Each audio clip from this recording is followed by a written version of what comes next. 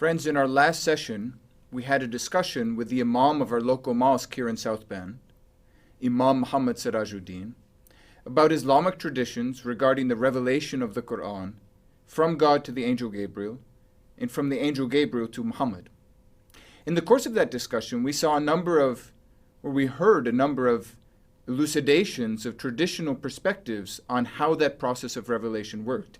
And in some ways, we saw how those traditional perspectives or traditional doctrines were built in a way that we might call apologetic, that are meant to defend the traditional Islamic belief that the Quran is a heavenly book on earth. We saw, for example, the notion that Muhammad was illiterate. This was important because, as the Imam shared with us, this is a way of saying that he couldn't have been influenced by earthly things. He couldn't have been reading books and getting religious ideas from his books. He received everything from God through the angel. We saw also this notion that immediately after the Prophet received a revelation from the angel Gabriel, he had it written down. This seems to be a way of saying that there was no corruption that could have taken place in that period. We also saw this traditional notion of how the angel Gabriel reviewed with Muhammad the correct order of the surahs of the Quran.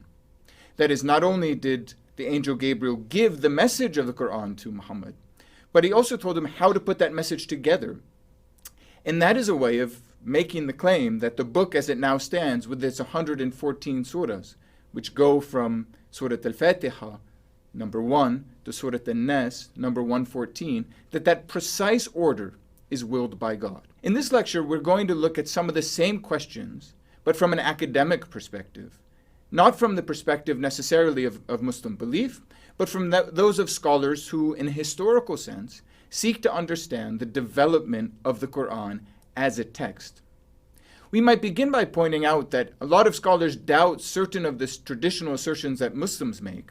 For example, they doubt that Muhammad was illiterate. Now, according to the traditional biography of the Prophet Muhammad, he was a merchant, and he would have therefore been involved in dealing with, presumably, typical things for a merchant that have to do with transactions, and then would have needed to have some sort of ability to read and write. Of course, they wouldn't follow the idea that the angel Gabriel met with Muhammad, this sort of supernatural idea, to review every year the order of the surahs. Academic scholars note, and something we've already mentioned in our discussions together, that the order of the Quran seems to have been put together with another vision in mind. We've seen that the surahs of the Quran generally proceed from longest to shortest, and we've seen that general principle of ordering is interrupted by little packets of surahs that seem to be put together because of those letters, which we've called the mysterious letters, that appear at the beginning of certain surahs. But there's something we didn't cover in detail in our earlier discussions, and we didn't cover in detail in our conversation with the Imam. That is, how the Quran went from scraps or pieces of revelation written down on individual pieces of parchment or other materials to a book that was put together and distributed and read widely by Muslims. And that's what we'll get into together today. In order to speak about this, we'll be speaking first about traditional Islamic ideas of what we can call the collection and the codification of the Quran. These two words are used generally when we're speaking about the formation of the Quranic text. The collection is a reference to the way that different pieces of material were brought together, and the codification is a reference to the way they were all bound together in one book and eventually distributed for public consumption. Now, Muslim scholars tell two different stories about the collection and codification of the Quran. According to the first story, the first step in the process by which the Quran went from individual revelations to a book took place during the reign of the first caliph or political successor of the Prophet Muhammad, whose name was Abu Bakr. Tradition tells us that Abu Bakr reigned as caliph between the year 632, that is immediately after the death of Muhammad, to the year 634. And the story proceeds that during those years of his caliphate, there were certain rebellions, or rather apostasies, against the rule of Abu Bakr in Medina. Now, some of these cases were Arab tribes who rejected Islam entirely, but more common were Arab tribes who remained within Islam, but refused to pay taxes to Abu Bakr, who didn't recognize his authority. They recognized only the authority of the Prophet Muhammad. And it's said that the battles that took place when Abu Bakr went to suppress and in fact to crush these apostasies or rebellions, that in those battles, especially one battle known as the Battle of Yamama, many men who had memorized the Quran died. And it said that when this happened, some of the followers went to Abu Bakr, and in particular one follower named Omar, who would become the second caliph, and told Abu Bakr, now is the time to put the Quran together in one book, because if we don't, we'll lose some of it, since those who had memorized the Quran have died in this battle. Abu Bakr, it said, initially resisted and said, but the Prophet Muhammad never put the Quran together in one book.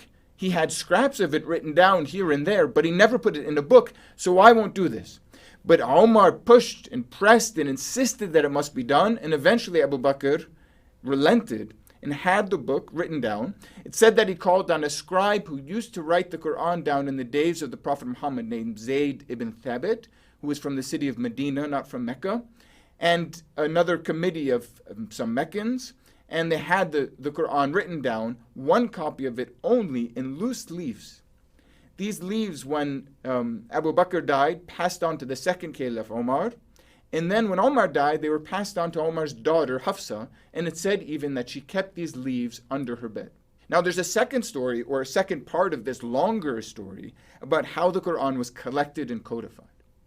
According to this story, when the third caliph, so we had Abu Bakr, and then Omar, and then the third caliph, Uthman, when he became the caliph of the Islamic Empire in the year 644, during his reign, it said that Muslim soldiers at one point, while they were on military campaigns to expand Islam somewhere way up to the north near Armenia or Azerbaijan, soldiers from Syria and Iraq begin to fight or dispute over the proper reading of the Quran.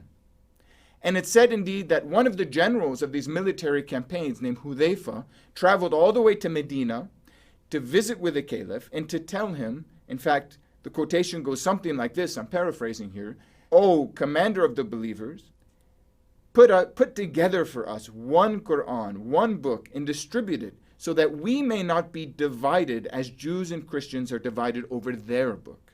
Uthman then, provoked by this possibility that divisions might continue, is said to have gathered up those sheets, remember those leaves of the Quran that were originally composed under the command of Abu Bakr, but had been left under the bed of Omar's daughter Hafsa.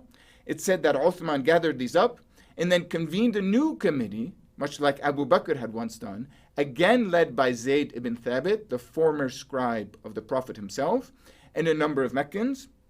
He had the Quran written down again in one book, but this time he had that book bound. He had copies made. He sent those copies out to different important cities of the early nascent Islamic Empire, and he commanded that all variant copies. Here it's important to point out that according to the logic of this story, other companions of the Prophet had already made their own personal copies of the Quran, which we can call companion codices. A codex is a book that's been bound together like a book as we know it. These companion codices were ordered to be destroyed by the Caliph Uthman. And according to the logic of this account, the whole story ends here. The problem was solved. The official version of the Quran, written down by scribes under the order of Uthman, was distributed to these important cities around the empire, and no other version survived because the rest were all destroyed. Now, academic scholars have some problems with this story. They point out a number of issues which seem to make it maybe questionable in terms of its veracity. It's said on the one hand that, for example, Abu Bakr didn't want to go ahead and have the Quran written down because the Prophet Muhammad himself never did this. And yet on the other hand, we hear that Zayd ibn Thabit was chosen to lead this commission in both cases for Abu Bakr and Uthman because he used to write down the Quran in the Prophet's day. Other scholars have investigated the story about the number of people who had memorized the Quran dying in the Battle of Yamama and found out that in fact very few had died in this battle, very few men who had memorized the Quran. Other scholars have pointed out that these two stories seem to duplicate each other. Abu Bakr gets a commission together, led by Zayd ibn Thabit, and Uthman later does the same thing. Another problem that scholars have with this story is the bit about the soldiers from Syria and Iraq fighting over the correct pronunciation of the Quran. In fact, the text that would have been written down by Uthman or under the orders of Uthman would have provided only the consonants.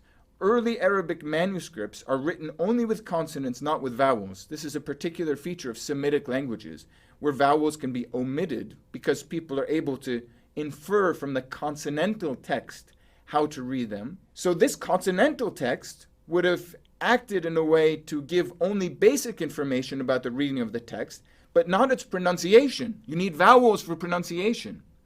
Therefore, it would not have solved the dispute that took place between the apparent dispute, according to the tradition, between soldiers from Iraq and Syria.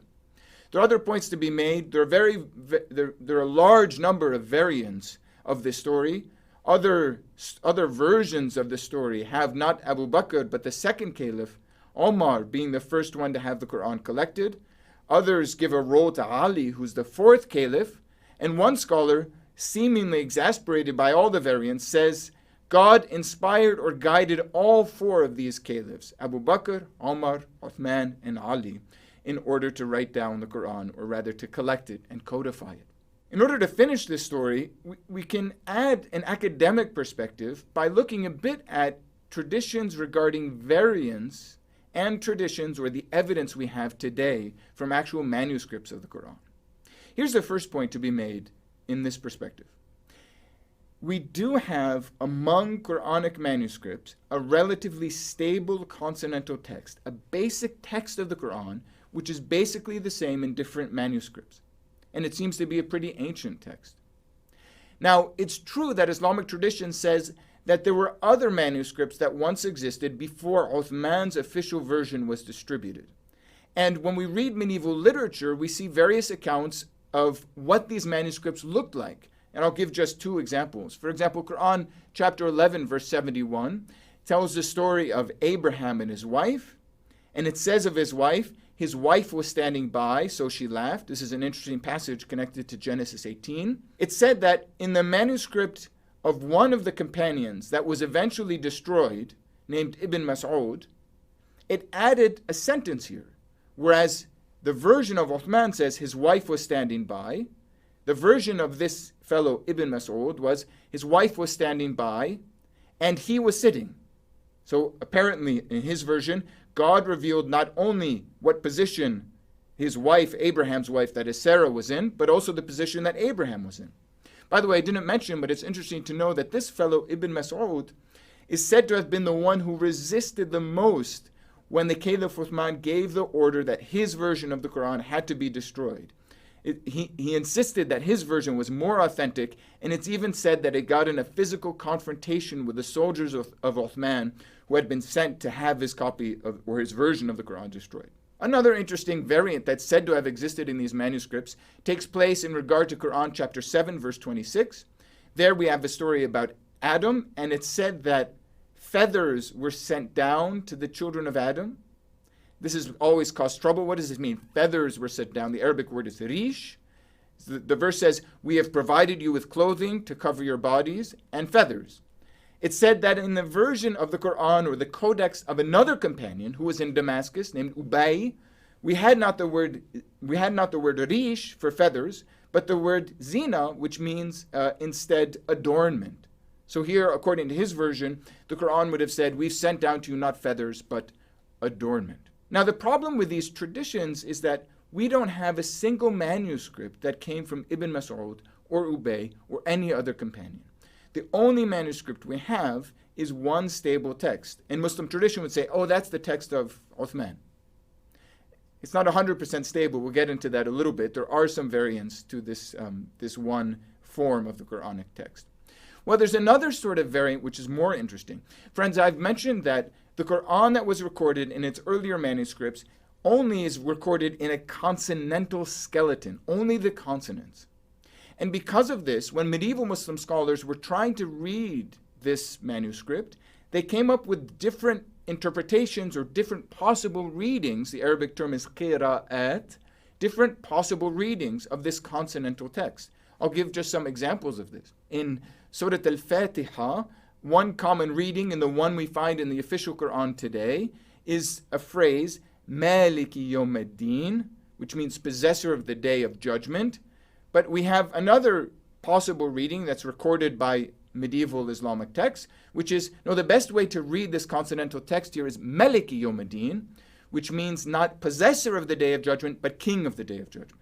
Similar is Quran chapter 2, verse 102, where the Quran, according to one way of reading this consonantal text, says Malakain, 2 angels, but according to another way of reading the text, it's Malikain, so the vowel has been changed to an I, and thereby the reading would say 2 kings, not 2 angels.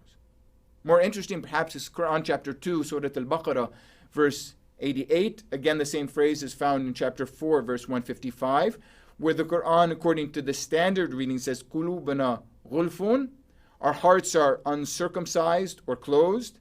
In our translation, we have our minds are closed, but really what the text says is our hearts are uncircumcised. But another variant reading of this same consonantal text with different vowels says, Qulubana ghulufun, which means not that our hearts are closed, but our hearts are containers. And there are different stories that are meant to explain the 2 different versions of the way of reading this. These are different variants from the ones attributed to companions of the Prophet. We can call these canonical variants because they're all based on the same consonantal text. And they tell us that Muslims disputed the proper way of reading the text. Now, eventually, a sort of reconciliation or resolution of these disputes took place when Muslim scholars, led by a certain Ibn Mujahid, came to the conclusion that there are 7 proper ways of reading the text, and indeed that God revealed the text in 7 different manners or 7 different readings. I might point out that the final resolution to this problem of reading the consonantal text took place in the year 1924 in the city of Cairo in Egypt, and we'll conclude with this point. Today, if you read the Quran, if you look at an Arabic text of the Quran, even with different printings, even on various websites, if you read the text online, the Arabic will look the same.